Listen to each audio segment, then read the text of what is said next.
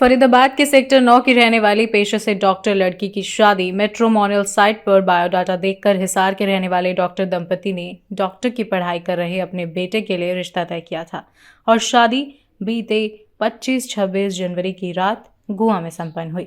लेकिन दहेज में BMW कार और कुछ कैश की डिमांड पूरी न होने के चलते दुल्हा दुल्हन को 27 जनवरी को गोवा एयरपोर्ट पर ही छोड़कर फरार हो गया। फिलहाल पीड़िता दुल्हन की शिकायत फरीदाबाद के सेक्टर 8 थाने में दर्ज कराई गई है, जहां पर पुलिस आरोपी के खिलाफ दहेज, मारपीट, अप्राकृतिक यौन शोषण व अन्य कई धाराओं के तहत मुकदमा दर्ज कर जांच शुरू कर दी गई है।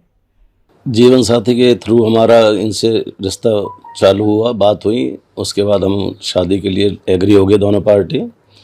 फिर उन्होंने कहा अकेला चाइल्ड है, हमें बाहर डेस्टिनेशन वेडिंग करनी है। उनके मुताबिक फिर गोवा का महंगा रिसोर्ट इन्होंने पसंद किया। वहाँ पे बीच में जब एंगेजमेंट हो चुकी थी उसके बाद इनकी थोड़ी डिमांडें चालू हुई। फिर हमने सोचा चलो कोई बात नहीं, छोटी मोटी डिमांडें पूरी करते रहे उनकी। उसके बाद फिर शादी से पहले इन्होंने कहा कि मेरी पेमेंट नहीं आई है, 25 लाख रुपए आप ले आना, मैं आपको बाद में लौटा दूंगा। और इन्होंने रिसोर्ट के लिए भी कहा कि भाई 1 दिन का खर्चा आप करेंगे, 1 दिन का मैं करूंगा। लेकिन मोस्टली इन्होंने 2 दिन के बजाय 3 दिन का वहाँ प्रोग्राम कर दिया। जो बजट वहाँ तय हुआ था उससे दिखना बजट उन्होंने वहाँ लगवाया मेरा। और रिसोर्ट से विदा करने के बाद जो वहाँ पे फेरे के वक्त जो है BMW गाड़ी की डिमांड कर दी कि भाई हम जब लेके जाएंगे बेटी का, अगर आपने BMW दी नहीं तो हम छोड़ जाए। मैंने रिक्वेस्ट करी इनसे, मैंने कहा चलो कोई बात नहीं, दिल्ली पहुँच के मैं 2-4 महीने में ये डिमांड भी पूरी करूँगा, की कोशिश करूँगा। लेकिन इन्होंने उस टाइम तो वहाँ से चुपचाप रिसोर्ट से मेरे से बिना मिले बिना फ़ोन करे सुबह निकल गए। रिसोर्ट का जो इन्होंने पैसा देना था इन्होंने 1 रुपया वहाँ पे नहीं दिया। रिसोर्ट वालों ने हमें भी बंदी बना लिया लास्ट में। फिर बड़ी मुश्किल से हमने अपने रिश्तेदारों से कह के 30 लाख रुपए ट्रांसफ़र कराए एट द टाइम शाम को। और एयरपोर्ट पे अंदर चेकिंग करने के बाद लड़के जो बोला कि मैं अपना ट्राउज़र चेंज करके आ रहा हूँ, बाथरूम में अनकम्फर्टेबल हूँ, और वो गायब हो गया। फ़ोन स्विच ऑफ कर लिया उसने। अंदर सिक्योरिटी चेक करने के बाद बोर्डिंग एरिया में बैठने के बाद बेटी भी साथ थी, इनका परिवार था, इनके माता पिता, बुआ, मौसी, फूफा, ये हिसार के रहने वाले लोग हैं। डॉक्टर आभा गुप्ता, डॉक्टर अरविंद गुप्ता इनके सास ससुर हैं। लड़के का नाम अबीर कार्तिकेय है, पेशे से डॉक्टर हैं ये। लड़का भी काठमांडू में MD कर रहा है, वो पढ़ाई कर रहा है वो। हमने वहाँ पुलिस की CCTV दिखवाए तो वो अंदर जाता हुआ दिखाई दिया। उन्होंने कहा 1500-1600 कैमरे हैं यहाँ पे, 1.5-2 घंटा वक्त लगेगा। तो इसी बीच 1 घंटा हो चुका था। तो वो एयरपोर्ट से बाहर निकल रहा था और रोड के परली तरफ क्रॉस कर चुका था, पैदल जा रहा था। फिर हमारे साथ जो 2-3 मेरे भतीजे भांजे थे, हमने उसको रोकने की कोशिश की तो एकदम वो भागा बहुत ज़ोर से। तो वहाँ की स्थानीय पुलिस जो हमारे साथ थी और लोग जो खड़े थे वो जो है उसके पीछे भागे और स्कूटी से किसी वहाँ के शहर के आदमियों ने उसको घेरा। तब उसको वहाँ के गोवा एयरपोर्ट पुलिस ने उन्होंने वहाँ पर बैठाया। वहाँ पे 25-26 जनवरी का प्रोग्राम था, 26 तारीख की फेरे हुए थे, 27 की सुबह ही विदा हुए थे वहाँ। ये 27 की सुबह, 27 की दोपहर की 3 बजे की इनकी फ़्लाइट थी। BMW की कार की डिमांड थी इनकी जो है उस टाइम। उससे पहले जो कैश की डिमांड इन्होंने बीच में रखी थी वो मैंने पूरी करी थी उनकी वहाँ जाके। और वो ना मिलने के कारण जो है इन्होंने जो है लगभग जो है 30-35 लाख रुपए कैश उनके पास पहुँचा है। बाकी गोल्ड भी हमारा काफ़ी इनके पास गया जो हमने एंगेजमेंट पे और उस पर दिया था सगाई पे।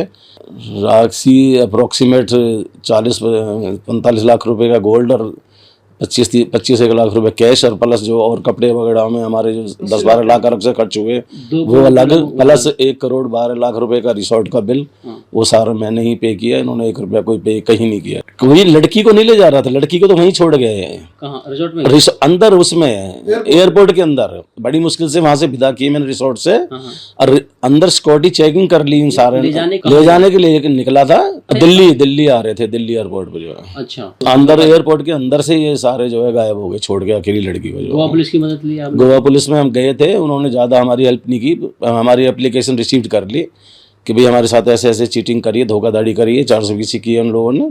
तो उन्होंने हमारी एप्लीकेशन रिसीव करके दे दी थी हमें। पर वो ये कह रहे थे कि यहाँ कोई एक्ट नहीं है, जहाँ पे शादी हुई है रिसोर्ट में या तो वहाँ FIR लॉन्च कराइए, या आप जहाँ के रहने वाले हैं वहाँ FIR लॉन्च कराइए। फरीदाबाद पुलिस को शिकायत दी है? हाँ, शिकायत दी है, वहाँ FIR लॉन्च हो चुकी है। अभी इससे पहले 2-3 महीने हमने बहुत प्रयास, सामाजिक लोगों ने ही हम पे कहा कि भाई आपस में इसको कंप्रोमाइज़ करके ख़त्म कर लो, पुलिस कोर्ट कचहरियों में ज़्यादा नहीं है। तो हम भी उसके लिए राजी हो गए थे, पर लेकिन वो उसके लिए भी राजी नहीं हुए किसी तरह से भी, तो हार के ये पुलिस कंप्लेंट जो है FIR लॉन्च हुई है अभी 3-4 दिन पहले ही जो है वहाँ पे। ज्वेलरी से जो बैग था वो उसकी सास अपने साथ उनको ले गई, उसको उसके हाथ से निकाल के जो है ना चेन कर ले चली। अब वो वहाँ पे बता रहे हैं, लेकिन बेटी ने हमें साझा नहीं किया था क्योंकि मैं हार्ट पेशेंट हूँ और हमारी छोटी दूसरी बेटी की भी शादी 9 मार्च की तय, इसकी छोटी बहन की शादी हो चुकी थी तय, तो उसने इस डर की वजह से कुछ नहीं बताया, घर में साझा नहीं किया।